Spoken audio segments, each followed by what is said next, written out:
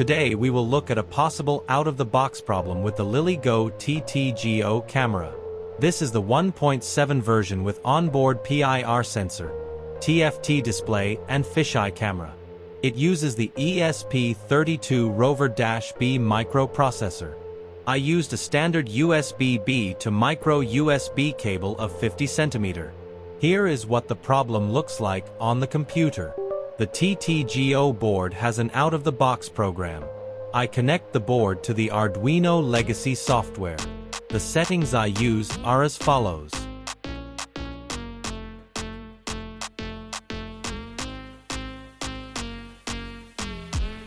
The problem reads, Brownout detector was triggered. Now to solve this. That's right, I used a different USB cable. Brownout means it has detected an undervoltage, possibly because of poor connections inside the USB cable. The new USB cable is from a writing tablet. The remaining errors showing up are from handling the board before laying it down.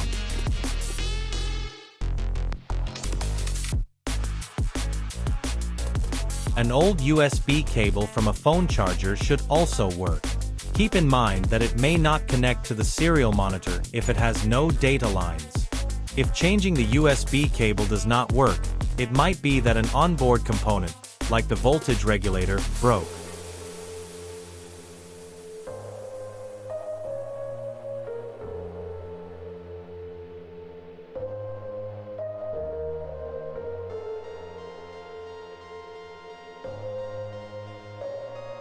Thanks for watching, and enjoy the TTGO camera board.